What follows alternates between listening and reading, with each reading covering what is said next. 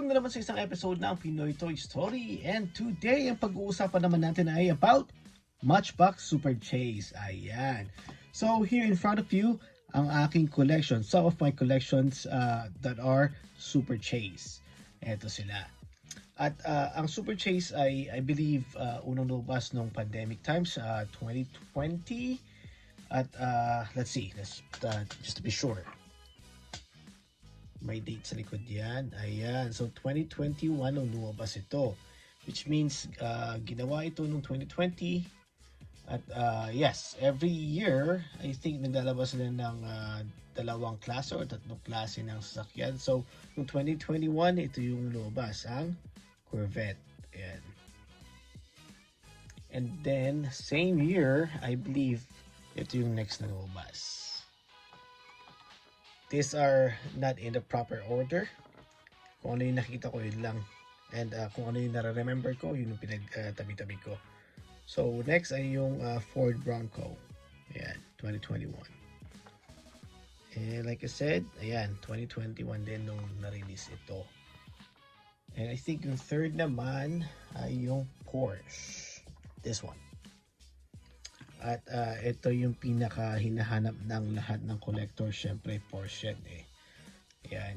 And nung unang lumabas to, ang price value nito sa market ay tumaas hanggang I think $70. So more or less 2,000 pesos agad yung itinaas nito. Tapos habang tumagal, after a year, bumagsak din yung presyo nito. Umabot din siya ng around $30. Minsan may nakita pa ako ng 20. Ayan. So, yeah, value-wise, paiba-iba rin yung mga presyo nito mga to. Depende sa klase ng sasakyan. At pag JDM yan, for sure, mataas yan. Pag Porsche yan, for sure, mataas ang value niyan. Pag ibebenta.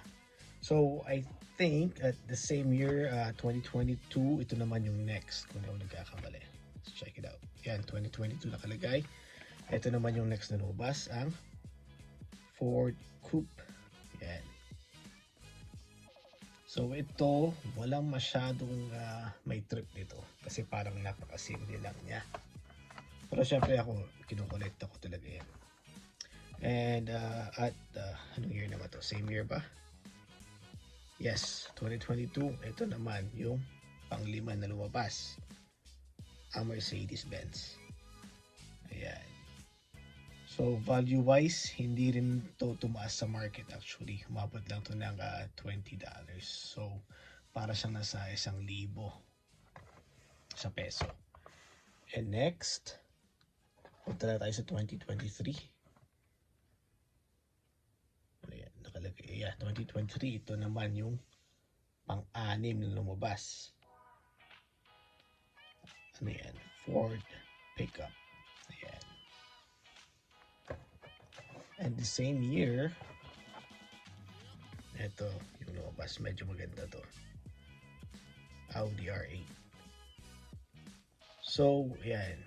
Sa Amerika or Canada, medyo mataas ang value nitong mga to dahil yung mga tao dito, ito yung mga kinokolekta talaga.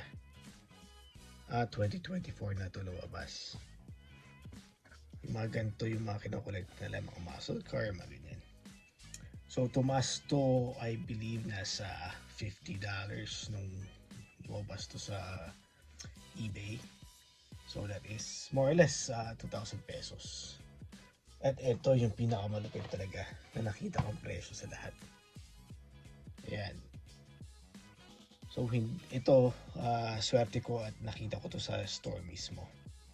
At yung araw na nahanap ko to, may kasabayan akong isang matinding collector din. For some reason, hindi niya kinalkal itong Matchbox. Kaya ako ang nakakuha nito. Ayan, Toyota 4Runner.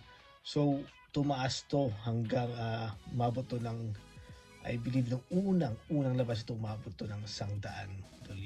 So, nasa 4K. Around 4,000 pesos ang value nito dati. Tapos bumaba siya ng 70 hanggang ngayon umabot na siya, makakahanap ka na nito sa presyong 40 to 50. Ayan. So around more or less 2,000 pesos. Kasi nga, yan o, JDM. Toyota yan eh. So, yung mga ganitong cars, mataas talaga ang value niya sa market. Ayan. So, konting kaalaman. Pagdating sa Matchbox Super Chase, para sa akin, sa experience ko, mas madali siyang mahanap gawa nga ng walang masyadong may trip nito. I think dahil sa kulay niya, parang pare-parehas lang sila ng kulay. At sa experience ko din, para mas madali siyang mahanap. Gawa nga ng walang masyadong naghahanap nito or naghahanap dito. Ang mga tao ay mga collectors nakafocus sa Super Treasure Hunt. Yun. Kaya naman majority nitong collections kong ito nakuha ko sa wild. So hindi ko siya binili. Ito lang ata yung ito lang yung hindi. Yeah. Ito yung nakuha ko sa trade. Yan.